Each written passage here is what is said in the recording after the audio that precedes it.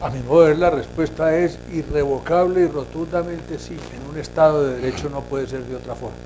No puede ser de otra forma. Es decir, lo otro sería, pienso en el ejemplo más exagerado, una paz lograda entre salvajes que no sería cosa distinta que la cesación de unas hostilidades que probablemente no duraría mucho. Sí, estábamos de acuerdo con que los acuerdos políticos había que buscarlos dentro del ámbito jurídico. Y el doctor Juan Carlos Guerra fue enfático al responder sí, y yo también, responder sí, porque yo soy absoluto convencido de la vigencia del Estado de Derecho. El Estado de Derecho es eso, que incluso la actividad política se tiene que cumplir dentro de las normas. A mí me sorprende que aquí con mucha frecuencia oye uno en Colombia expresiones de esta naturaleza, es que están judicializando la política. Están judicializando la política cuando un político es transgresor del ordenamiento jurídico y entonces se pone en marcha la justicia y dice que eso es judicializar la política. Resulta que en un Estado de Derecho la política tiene que tener lugar dentro del ámbito jurídico y esto hay que buscarlo todo dentro del ámbito jurídico. Pero lo más bello de esto es que viene a ser una confirmación de el mundo axiológico que la Constitución del 91 acogió. El mundo axiológico es un mundo hermoso, pero un mundo bastante problemático. Si yo les pregunto a ustedes, ¿están de acuerdo con la paz? Yo creo que no hay ninguno que me diga que no. Y el doctor Holmes, porque yo comprendo su punto de vista, no lo comparto, pero él también apunta hacia la paz, pero cree que es por otro camino. Todos estamos de acuerdo en que haya paz y que haya justicia, también. Y si no pueden coexistir juntamente, ¿qué hacemos? El esfuerzo que tiene que hacer y al que nos vemos abocados, o yo me vi abocado y se ven hoy abocados quienes ejercen esa tarea, los jueces constitucionales, es a ponderar principios, valores, metas que siendo muy deseables resultan incompatibles. Entonces, ¿qué hacer cuando la paz y la justicia entran en conflicto? ¿Es mejor la una que la otra? Se puede afirmar, no hay paz sin justicia, y yo estoy de acuerdo. Pero también se puede afirmar, no hay justicia sin paz, y yo también estoy de acuerdo. Entonces aquí se trata de esto, de que Colombia, para lograr la paz, que es un presupuesto para que haya justicia, yo siempre he dicho, el sacrificio de justicia que se haga en un proceso como el que tiene lugar ahora, va a redundar en beneficio de la propia justicia, porque qué poco creíble y qué poco legítima es la justicia que se administra en un ambiente de guerra, en un ambiente de conflicto, donde los jueces son objeto de chantajes, de extorsiones, de amenazas. Para que la administración de justicia sea creíble, es necesario que haya un ambiente de tranquilidad, de paz. Hay que lograrlo. Y yo estoy seguro que este propósito de la Constitución colombiana de 1991, expuesto en el artículo 22, es compartido por la comunidad internacional. Y por tanto que la comunidad internacional tiene que entender que si para Colombia superar un conflicto de más de 50 años como el que llega, tiene que sacrificar un poco la justicia, y no vamos a decir que es que hay total impunidad, no. Falta de pena no significa impunidad. Por eso hay penas alternativas. Por eso se ha dado algo tan importante como la justicia restaurativa. Entiendo perfectamente, mi exposición estaba dirigida, no sé si lo logré, a mostrar que Colombia, incluso si lograra un acuerdo sin penas privativas de la libertad para los dirigentes de la guerrilla, no estaría violando obligaciones internacionales. No estaría violando ninguna obligación internacional. Esa técnicamente no es una obligación. Lo que obliga a Colombia es a esto, o mejor, lo que determina es que si Colombia decide que los jefes de la guerrilla no pagan ni un día de cárcel, que yo no creo que se vaya a hacer tampoco el caso, ¿cierto? Eso no afecta a la comunidad internacional, no la obliga, pero Colombia no estaría faltando a ninguna de sus obligaciones internacionales, porque eso técnicamente lo que es una incompetencia del Estado colombiano, y correlativamente la situación ventajosa para la comunidad internacional sería la inmunidad. no estaría afectada la comunidad internacional por ese tipo de decisiones. Pero estoy convencido que de la misma manera que en el derecho interno todo sacrificio por la paz está justificado, la comunidad internacional también entiende que lo que en Colombia se hace hay que leerlo todo en función de lograr un bien del que carecemos hace mucho tiempo, algo más, que si nos falta ese bien, no somos siquiera un Estado presentable ante la comunidad internacional. Para la comunidad internacional es mucho mejor que Colombia sea un Estado pacífico que no el Estado que vive la situación de anomia que sigue viviendo derivada del conflicto. Creo que el doctor estaba preparando una respuesta. Mire, yo quiero hacer la siguiente afirmación. Cualquier acuerdo al que se llegue tiene que respetar las obligaciones internacionales del Estado. Si no las respeta, puede intervenir en ejercicio de su competencia subsidiaria en la Corte Penal Internacional. Hay que tener en cuenta lo siguiente, además. El objetivo del Marco para la Paz y del Estatuto de Roma son distintos.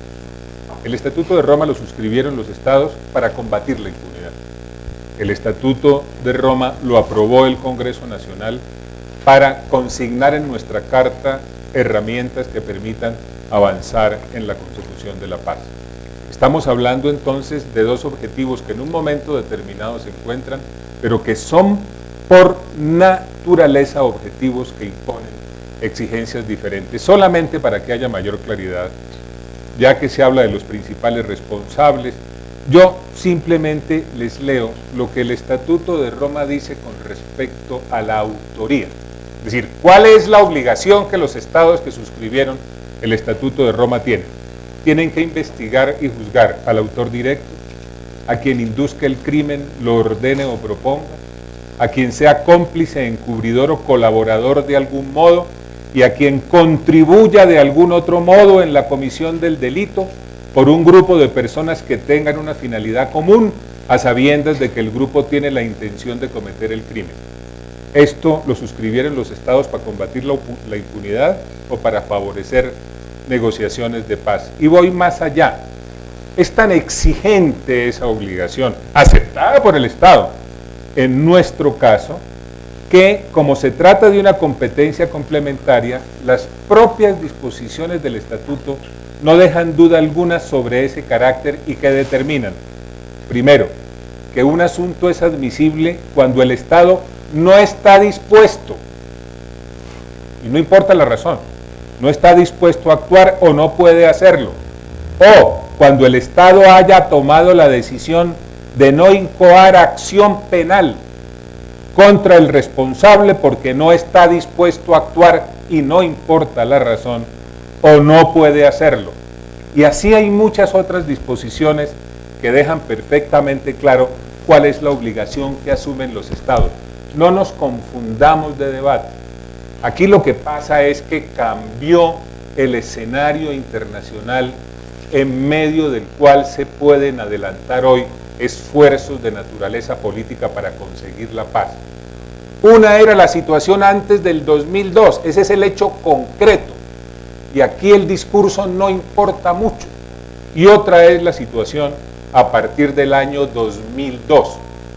En el año 2002, en el caso colombiano, el gobierno de Pastrana, mi querido y admirado doctor Gaviria, tomó la determinación de acudir a una norma contemplada en el Estatuto de Roma que permitía que un Estado signatario manifestara la no aceptación de la competencia de la Corte solamente en casos de crímenes de guerra. Es decir, el Estatuto está vigente a partir del 2002 en todos los casos y en nuestro caso a partir del 2009 en cuanto dice relación con crímenes de guerra.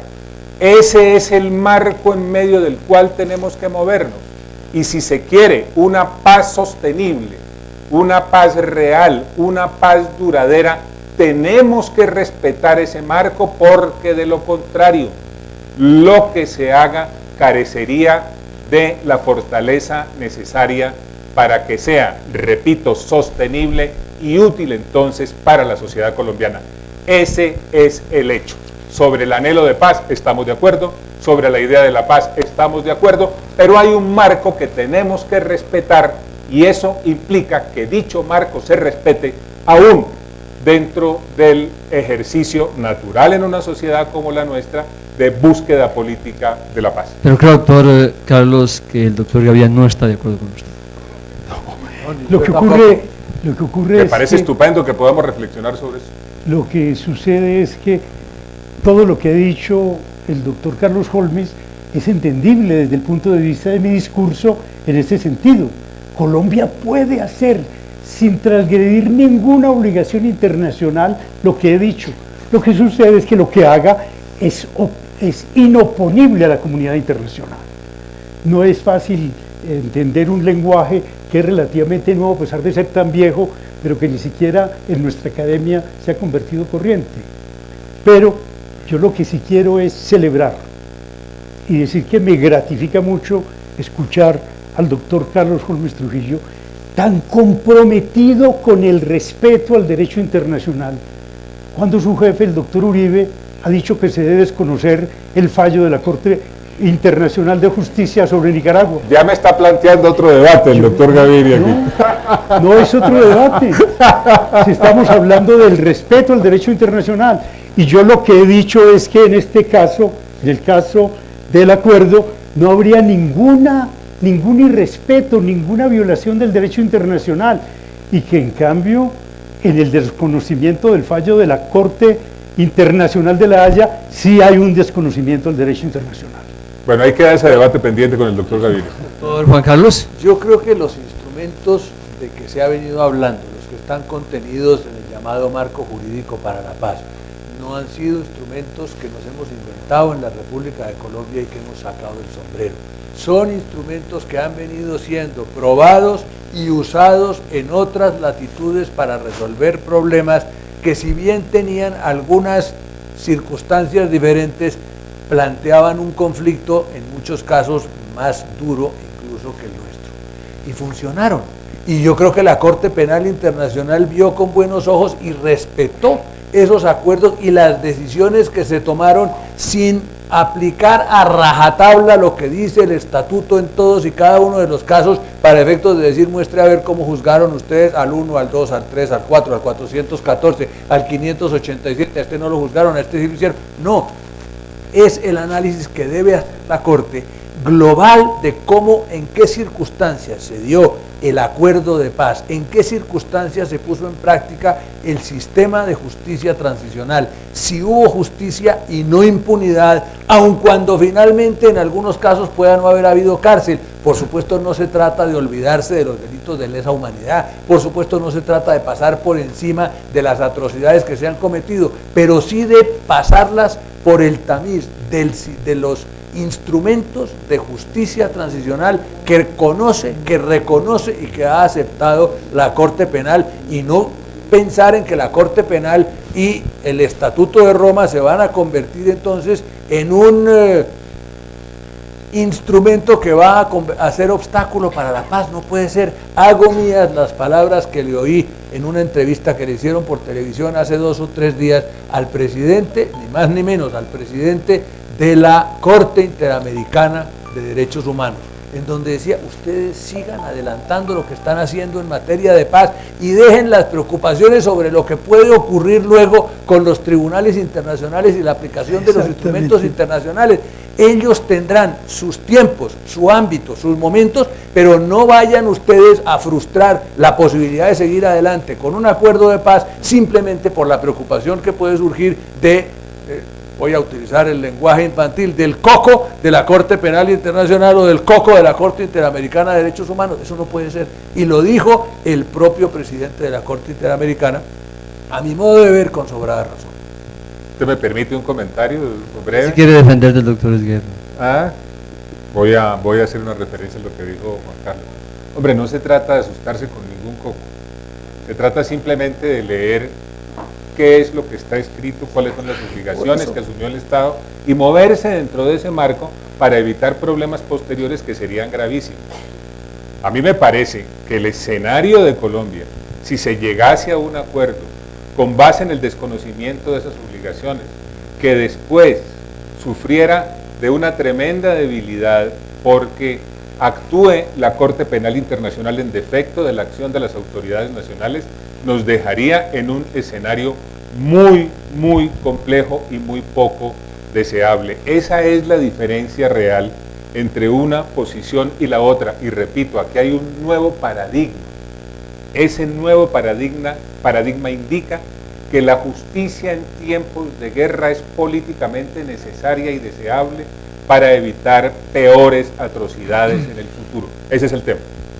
Brevemente un par de preguntas para algunos de los panelistas, mientras vienen con nosotros el señor Procurador y el doctor Humberto. Arriba el señor de gafas, por favor.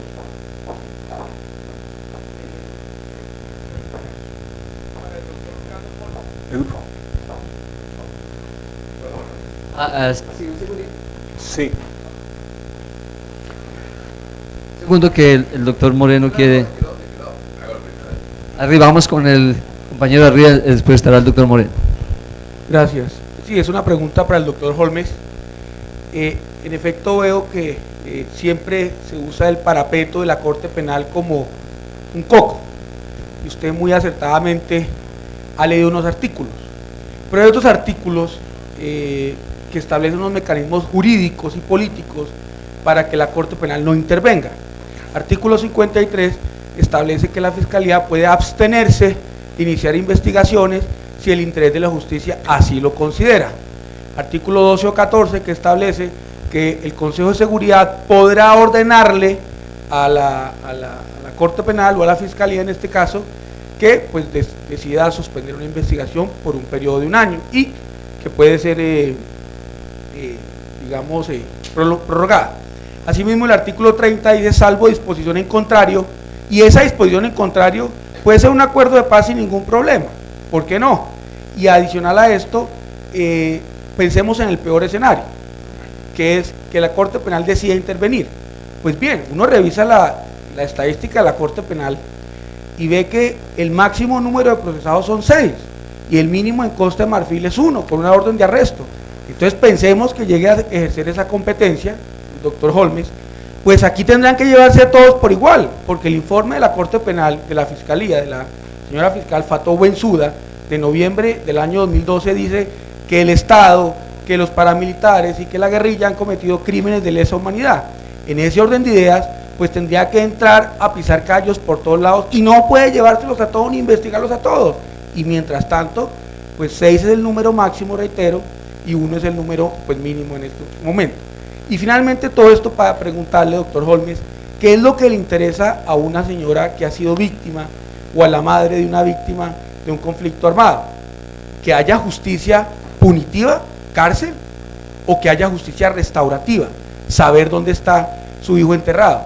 ¿Qué saca una señora sabiendo que Mancuso tiene 40 años de cárcel en una cárcel americana si nunca va a saber dónde está su hijo o dónde están los restos de su hijo? Esa es la pregunta, doctor Holmes, y las aclaraciones. Muchas gracias. No, muy brevemente, yo lo que estoy sosteniendo y seguiré sosteniendo es que lo conveniente para la sociedad colombiana es moverse dentro del marco legal que tenemos. Es decir, los esfuerzos políticos y los acuerdos políticos que llegasen a hacerse deben realizarse dentro del marco de las obligaciones que tenemos.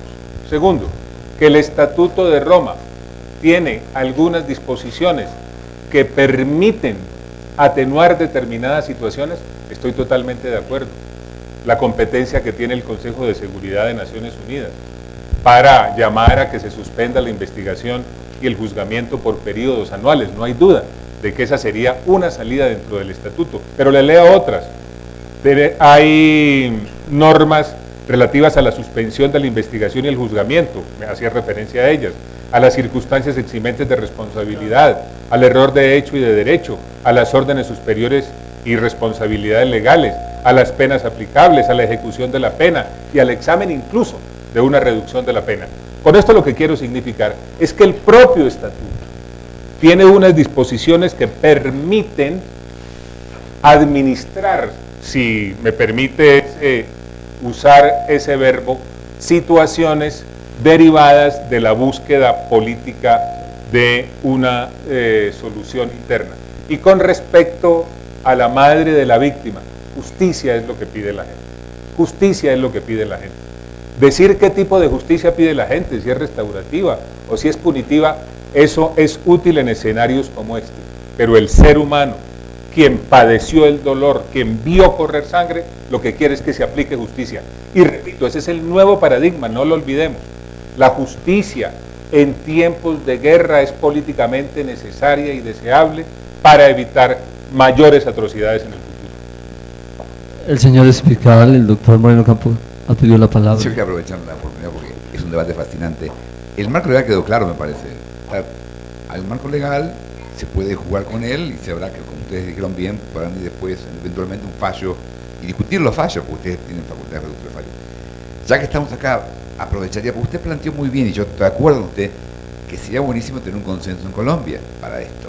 Ahora, me parece que el embajador representa un grupo de gente relevante, son muchos según las encuestas, que realmente quieren que haya responsables.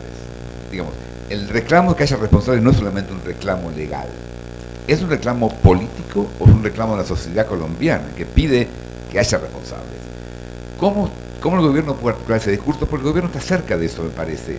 Hay una forma que el gobierno articule mejor su discurso y plantee, bueno, mire, ese reclamo, mejor sí lo vamos a tener en cuenta, vamos a manejarlo.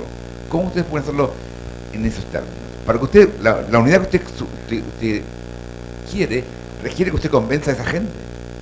Le agradezco mucho su pregunta, doctor Moreno.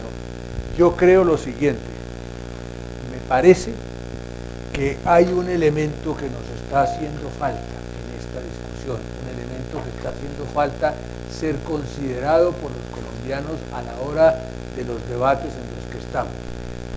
Fíjese que hoy hemos mencionado insistentemente la palabra paz y está muy bien, la palabra justicia y está muy bien, verdad, justicia y reparación. Hay una palabra que yo echo de menos y que me parece que es clave en el discurso, el perdón.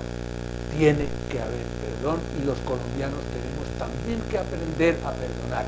Distinto de olvidar, como bien enseña el célebre filósofo Derrida, que separa una cosa de la otra. Pero en este tipo de conflictos, para salir de ellos, para realmente superarlos, tiene que haber un componente, por lo menos un componente de perdón. Y por supuesto, a la hora de hablar de paz y a la hora de hablar de justicia, hay que hacerlo con referencia también y con consideración a ese otro elemento que para mí es crucial y que yo echo de menos en general en los discursos que vienen dando. Creo que se nos ha olvidado esa palabra y que tenemos que tenerla en cuenta. Ahora que decía el doctor Trujillo, la rabia de la persona que pide que haya justicia, claro que pide que haya justicia y es entendible que pida que haya justicia y que clame por justicia, pero debemos responderle diciendo sí, vamos a procurar que haya alguna forma de justicia, que haya reparación, que haya verdad, lo han mencionado ustedes y tiene que haberla, saber en dónde está enterrado su ser querido, lo que mencionaba quien formuló la pregunta de atrás, que me parece inteligentísimo lo que ha dicho, el conocimiento de la verdad, pero al mismo tiempo debemos decirle a la señora, también hay que perdonar, tenemos que aprender a perdonar o no vamos a superar el conflicto. Un comentario breve a esa pregunta. No, es muy importante, señor fiscal, mencionar lo siguiente. Todos los colombianos queremos la paz, el anhelo de paz es compartido por el 100% de los colombianos. Pero cuando usted le pregunta al colombiano si está dispuesto a que se hagan concesiones jurídicas, cerca del 80% se manifiesta en contra de eso. Y cuando le pregunta si desea que se hagan concesiones políticas, cerca del 80% se manifiesta en contra de eso. Entonces, paz sí, pero concesiones no, eso es lo que hay en el sentimiento mayoritario del colombiano hoy.